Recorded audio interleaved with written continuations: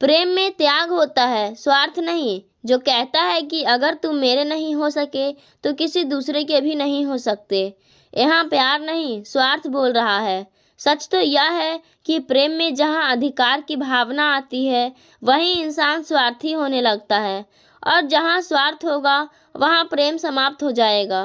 पंक्तियाँ पढ़ते पढ़ते विजय ने आंखें मूंद ली। एक एक शब्द सत्य है इन पंक्तियों का।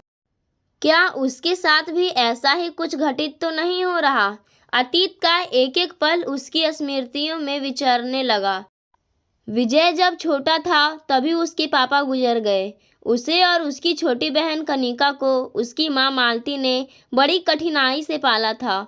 वह कैसे भूल सकता है वे दिन जब माँ बड़ी कठिनाइयों से 2 वक्त की रोटी जुटा पाती थी। अपने जीवन काल में पिता ने घर के सामान के लिए इतना कर्ज ले लिया था कि पीएफ में से कुछ बचा ही नहीं था। पेंशन भी ज़्यादा नहीं थी। माँ को आज से ज़्यादा कल की चिंता थी, उसकी और कनिका की उच्च शिक्षा के साथ साथ उन्हें कनिका के विवाह के लिए भी रकम जमा करनी थी। उनका मानना था कि दहेज का लेन देन अभी भी समाज में है। कुछ रकम होगी तो दहेज लोभियों को संतुष्ट किया जा सकेगा, अन्यथा बेटी के हाथ पीले करना आसान नहीं है। बड़े प्रयत्न के बाद उन्हें एक स्कूल में अध्यापिका की नौकरी मिली, पर वेतन इतना था कि घर का खर्च ही चल पाता था। फायदा बस इतना हुआ कि अध्यापिका की संतान होने के कारण उनको आसानी से स्कूल में दाखिला मिल गया। माँ ने उनकी देखभाल में कोई कमी नहीं होने दी। आवश्यकता का सभी सामान उन्हें उपलब्ध कराने की उन्होंने कोशिश की। इसके लिए ट्यूशन भी पढ़ाए। उन दोनों ने भी माँ के विश्वास को भंग नहीं होने दिया।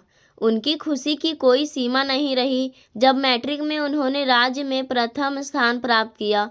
स्कूल की तरफ से स्कॉलरशिप तो मिली ही, उसको पहचान भी मिली। यही 12वीं में हुआ। उसे आईआईटी में दाखिला तो नहीं मिल पाया, पर नीट में मिल गया।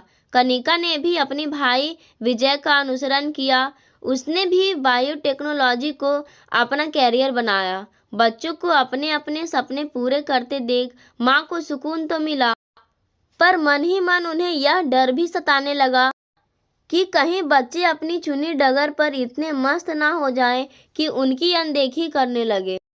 अब वे उनके प्रति ज़्यादा ही चिंतित रहने लगी। माँ स्कूल कॉलेज की हर बात तो पूछती ही, उनके मित्रों के बारे में भी हर संभव जानकारी लेने का प्रयास करती।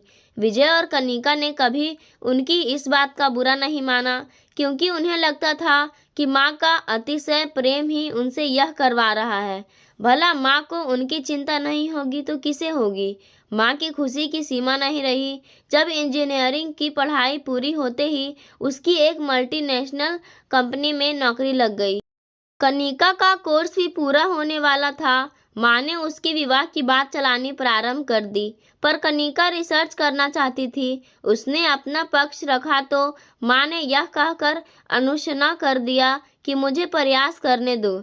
यह कोई आवश्यक नहीं कि तुरंत अच्छा रिश्ता मिल ही जाए। संजोग से एक अच्छा घर परिवार मिल गया। कनिका के मना करने के बावजूद माँ ने अपने अधिकार का प्रयोग कर उस पर विवाह के लिए दबाव बनाया। विजय ने कनिका का साथ देना चाहा तो माँ ने उससे कहा कि मुझे अपनी एक जिम्मेदारी पूरी कर लेने दो। मैं कुछ गलत नहीं कर रही हूँ, तुम स्वयं जाकर लड़के से मिल लो।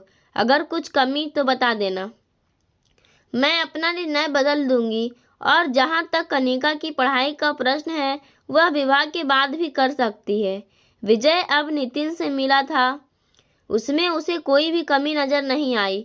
आकर्षक व्यक्तित्व होने के साथ वह अच्छे खाते पीते घर से है। कमा खा भी अच्छा रहा है। इंजीनियरिंग कॉलेज में लेक्चरर है। माँ ने जैसे दिन देखे थे, जैसा जीवन जिया था, उसके अनुसार उसे मन का सोचना गलत भी नहीं लगा। वे एक माँ है। हर माँ की इच्छा होती है कि उनके बच्चे जीवन में जल्दी स्थायित्व प्राप्त कर ले। आखिर वह कनिका को मनाने में कामयाब हो गया। कनिका और नितिन का विवाह धूमधाम से हो गया। कनिका के विवाह के उत्तरदायित्व से मुक्त होकर माँ कुछ दिनों की छुट्टी लेकर विजय के पास आई। एक दिन बातों बातों में उसने अपने मन की बात उनके सामने रखते हुए कहा, माँ, अब आप की सारी जिम्मेदारियां समाप्त हो गई है। अब नौकरी करने की क्या आवश्यकता है, अब यहीं रहो। बेटे के मुख से यह बात सुनकर माँ भाव विभोर हो गई। आखिर इससे अधिक एक माँ को और क्या चाहिए। उन्होंने त्याग पत्र भेज दिया। कुछ दिन वे उस घर को किराए पर लगाकर तथा वहां से कुछ आवश्यक सामान लेकर आ गई। उसने भी आज्ञाकारी पुत्र की तरह माँ का कर्ज उतारने में कोई कसर नहीं छोड़ी। घर के खर्च के पूरे पैसे माँ को लाकर देता, हर जगह अपने साथ लेकर जाता, उनकी हर इच्छा पूरी करने का हर संभव प्रयत्न करता। धीरे धीरे पुत्र की जिंदगी में उनका दखल बढ़ता गया। वे उससे एक एक पैसे का हिसाब लेने लगी। अगर वह कभी मित्रों के साथ रेस्टोरेंट में चला जाता तो माँ कहती, बेटा फजूल खर्ची उचित नहीं है, आज की बचत कल काम आएगी। माँ अपने जीवन का अनुभव बांट रही थी, पर यह नहीं समझ पा रही थी कि उनका बेटा बड़ा हो गया है, उसकी भी कुछ आवश्यकताएं हैं, इच्छाएं हैं। दिन में 3 बार फ़ोन करती, रात को अगर आने में देर हो जाती तो 10 तरह की सवाल करती। इसलिए वह मित्रों की पार्टी में भी सम्मिलित नहीं हो पाता था। झुंझलाहट तब और बढ़ जाती जब देर तक उसे ऑफिस में रुकना पड़ता और माँ को लगता कि वह अपने मित्रों के साथ घूम कर आ रहा है। माँ की तरह तरह के प्रश्न उसे क्रोध से भर देते, खासकर जब वे घुमा फिरा कर यह जानने का प्रयत्न करती कि उसके मित्रों में कोई लड़की तो नहीं है। उनका आशय समझकर भी वह उन्हें कुछ नहीं कह पाता तथा माँ को अपने प्रति अतिशय प्रेम चिंता समझकर टालने की कोशिश करता। माँ का उसकी जिंदगी में दखल और माँ के प्रति उसका अतिशय झुकाव भांप कर मित्रों ने माँ की पूंछ कहकर उसका मजाक बनाना प्रारंभ कर दिया। कोई कहता, यार तू तो अभी बच्चा है, कब तक माँ का आंचल पकड़कर घूमता रहेगा, आंचल छोड़कर मर्द बन, कुछ निर्णय तो अपने आप ले। ये सुनकर उसका आत्मसम्मान डगमगाता, स्वाभिमान को चोट लगती पर चुप रह जाता। अब उसे लगने लगा था कि माँ का अपने बच्चे के प्रति प्यार स्वाभाविक है, पर उसकी सीमा रेखा होनी चाहिए। बच्चे को एक स्पेस मिलना चाहिए, कम से कम उसे इस बात की तो छूट देनी चाहिए कि वह कुछ समय अपने हम मित्रों के साथ बिता सके। आज भी उसके मन में माँ का स्थान सर्वोपरि है। आखिर माँ ही तो है जिन्होंने न केवल उसे जिंदगी दी, उसे इस मुकाम तक पहुँचाने में कितने ही कष्ट सहे, फिर भी मन की तरह तरह के प्रश्न और शंकाएं क्यों वे अभी जो कर रही है उसमें उनका प्यार छिपा है। माँ ने जीवन दिया है, अगर वे ले भी ले तो भी इंसान इनके कर्ज से मुक्त नहीं हो सकता। साल दर साल बीतने लगा। उसके लगभग सभी मित्रों का विवाह हो गए। वे अक्सर कहते, यार कब मिठाई खिला रहा है। वह मुस्कुरा कर कहता, मुझे आज़ादी प्यारी है, अभी मैं बंधन में बंधना नहीं चाहता।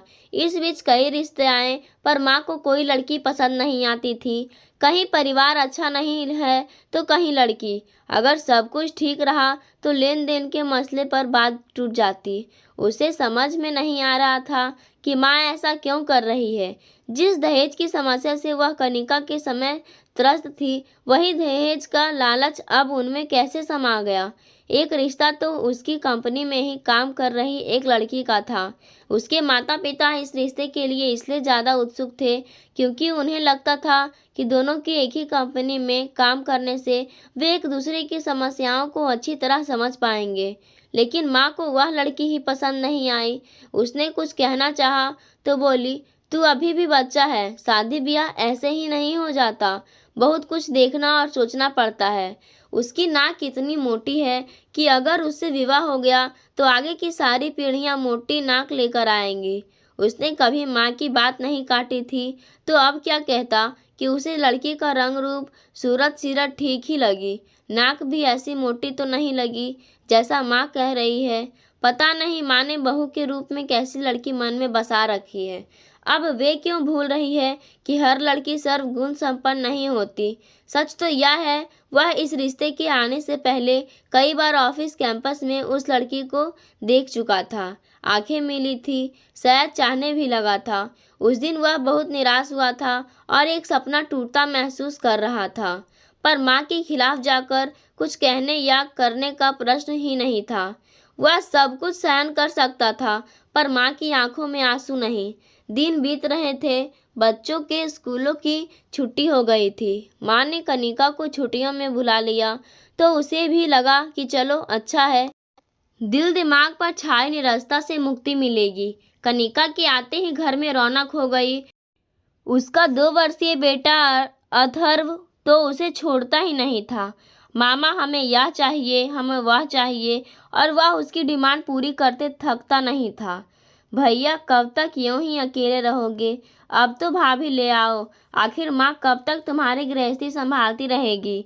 इन्हें भी तो आराम चाहिए। एक दिन कनिका ने बातों बातों में कहा, कोई लड़की पसंद आए तब ना, विवाह गुड्डे गुड़ियों का खेल तो नहीं जो किसी से भी कर दे। माँ ने कहा, आखिर भैया को कैसी लड़की चाहिए मुझे बता दो, मैं ढूंढ लूँगी। अरे विजय, कनिका को गुलाब जामुन पसंद है, आज छुट्टी है, अभी अथर्व सो रहा है, जा ले आ, वरना वह भी तेरे पीछे चल पड़ेगा। माँ ने बात का रुख मोड़ते हुए कहा, ठीक है माँ। उसने कपड़े बदले और चला गया। अभी आधी सीढ़ी ही उतरा था कि उसे याद आया कि बाइक की चाबी लेना तो भूल गया। चाबी लाने वह उल्टे पैर लौट आया। घंटी बजाने ही वाला था कि माँ की आवाज़ सुनाई दी, तू बराबर विजय के विवाह के लिए मुझ पर क्यों दबाव डालती है? अरे अगर उसका विवाह हो गया तो क्या तू ऐसे आकर रह पाएगी, या मैं घर को अपने अनुसार चला पाऊंगी? हर बात में रोक टोक मुझसे सहन नहीं होगा। माँ की आवाज़ आई, पर माँ यह तो ठीक है कि भैया तुमसे बहुत प्यार करते हैं, भला तुम इतनी स्वार्थी कैसे हो सकती हो? इस दुनिया में हर इंसान स्वार्थी है, फिर मैं क्यों नहीं बन सकती? मैंने इतने कष्ट झेले हैं, अब जाकर कुछ आराम मिला है, फिर कोई और आकर मेरे अधिकार छीने या मुझसे सहन नहीं होगा। माँ, अगर भैया को तुम्हारी इस भावना का पता चला तो, कनिका ने आक्रोश भरे स्वर में कहा। पता कैसे चलेगा? यह मैं तुझसे कह रही हूँ। अब तुझ पर इतना विश्वास तो कर ही सकती हूँ कि इस राज को राज ही रहने देगी। पर माँ, इस संदर्भ में अब मैं एक शब्द नहीं सुनना चाहती। तू अपनी गृहस्थी संभाल और मुझे मेरे तरीके से जीने दे। अगर ऐसा था तो तुमने मेरा विवाह क्यों किया? तुम्हारे अनुसार मैंने भी तो किसी का बेटा छीना है। तेरी बात अलग है, तू मेरी बेटी है, तुझे मैंने अच्छे संस्कार दिए हैं। इससे आगे विजय से कुछ सुना नहीं गया। वह उल्टे पांव लौट गया। लगभग 1 घंटे बाद माँ का फ़ोन आया। मन तो आया बात ना करे, पर फ़ोन उठा ही लिया। कहाँ हो तुम बेटे? इतनी देर हो गई, चिंता हो रही है। आज स्वर की मिठास पर कड़वाहट हो आई, पर फिर भी आदतन सहज स्वर में बोला, कुछ दोस्त मिल गए हैं, नाश्ते पर इंतज़ार मत करना, मुझे देर हो जाएगी। तेरे दोस्त भी तो तेरे पीछा नहीं छोड़ते। अच्छा जल्दी आ जाना, वरना अथर्व उठते ही तुम्हें ढूंढेगा। माँ का कई बार फ़ोन आते देख उसने स्विच ऑफ ही कर दिया। लगभग शाम को लौटा तो माँ के तरह तरह के प्रश्नों के उत्तर में उसने सिर्फ इतना कहा, अचानक बॉस ने बुला लिया। उनके साथ किसी प्रोजेक्ट पर बात करते करते गहमा गहमी हो गई। आज प्लीज़ मुझे अकेला छोड़ दीजिए, बहुत थक गया हूँ। माँ को अचंभित छोड़ वह अपने कमरे में चला गया तथा कमरा बंद कर लिया। पता नहीं क्या हो गया है इसे, आज से पहले तो इसने ऐसा कभी नहीं किया। भैया कह रहे थे कि बॉस से कुछ गहमा गहमी हो गई है, हो सकता है कुछ ऑफिस की परेशानी हो। अगर कुछ परेशानी भी है तो ऐसे कमरा बंद करके बैठने से थोड़ी ही हल हो जाएगी। आज तक तो हर परेशानी मुझसे शेयर करता था, फिर आज कहीं उसने वह बात। माँ, तुम भी ना जाने क्या क्या सोचती रहती हो। उसके कानों में दीदी के वाक्य पड़े। खाने के समय माँ व दीदी उससे खाने के लिए कहने आई, पर उसने कह दिया भूख नहीं है, उनके साथ ही खा लिया था। विजय जानता था कि उसके इस व्यवहार से माँ और दीदी दोनों आहत होंगी, पर वह अपने आहत मन का क्या करे। मन नहीं लगा तो वह किताब लेकर बैठ गया। जब मन भटकता था तो वह किताब लेकर बैठ जाता। मन का तनाव तो दूर ही हो जाता, माँ को शांति भी मिल जाती थी। फिर अचानक से उसने उन पंक्तियों पर नज़र डाली तो क्या अब माँ का प्रेम में स्वार्थ आ गया है, जिससे अनचाहा डर पैदा हो गया है। परिस्थितियों पर नज़र डाली तो लगा माँ का डर गलत नहीं है, पर उनका सोचना तो गलत है। उन्हें यह क्यों लगने लगा है कि दूसरा आकर उनसे उनका अधिकार छीन लेगा। अगर वह अपना निस्वार्थ प्रेम बनाए रखती है तो अधिकार छीनेगा नहीं, उल्टा उसमें वृद्धि होगी। अगर मैं उनका सम्मान करता हूँ, उनकी हर इच्छा का पालन करता हूँ, तो क्या उनका कर्तव्य नहीं है कि वे भी मेरी इच्छा का सम्मान करें। मुझे बंधक बनाकर रखने के बजाय थोड़ी स्वतंत्रता दे। अगर माँ नहीं चाहती तो मैं स्वयं प्रयास करूँगा। आखिर मेरी भी कुछ इच्छाएं हैं, मैं कर्तव्य के साथ अधिकार भी चाहता हूँ। माँ को मुझे मेरा अधिकार देना ही होगा। मैं कनिका से बात करूँगा, अगर उसने साथ दिया तो ठीक, वरना मर्यादा लांघनी ही पड़ेगी। आखिर जब बुजुर्ग अपने ही अंश की भावना को ना समझना चाहे तो बच्चों को मर्यादा लांघनी ही पड़ती है। इस विचार ने उसके मन में चलती उथल पुथल को शांति दी। घड़ी की ओर देखा तो 2 बजे थे। वह सोने की कोशिश करने लगा।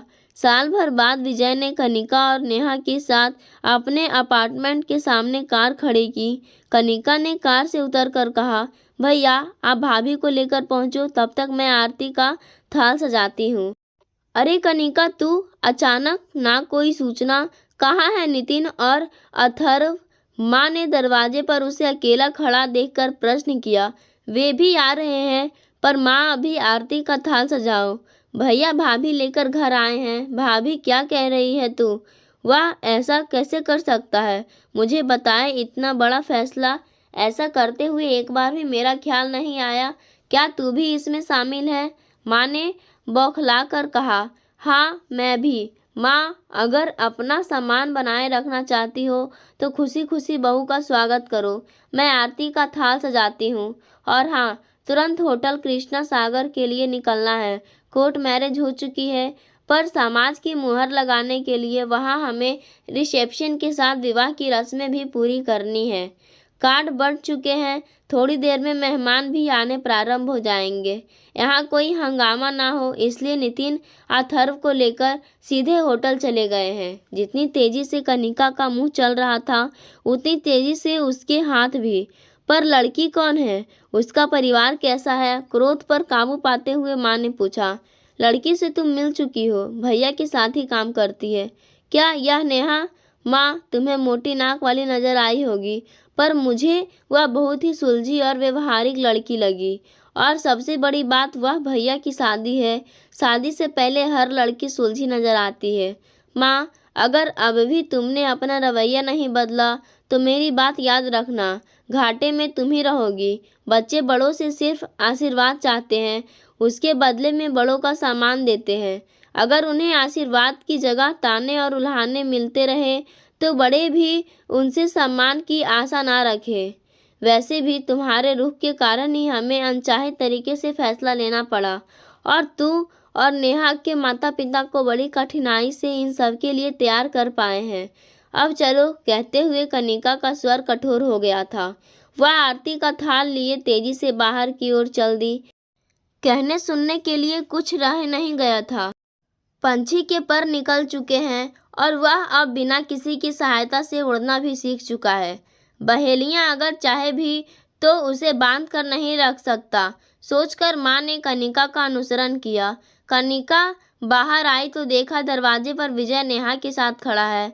आरती का थाल कनिका माँ के हाथ में पकड़ा कर बोली, भैया पहले नेक दो, तब अंदर आने दूंगी। विजय से मोटा सा लिफाफा पाकर वह हटी तथा माँ की तरफ मुखातिब होकर बोली, माँ, अब तुम्हारी बारी। पूरी जादूगरनी निकली, अभी से मेरे बेटे को फांस लिया, आगे ना जाने क्या क्या होगा। मन ही मन बुदबुदाई, तभी अंतर मन ने उसे झकझोरा।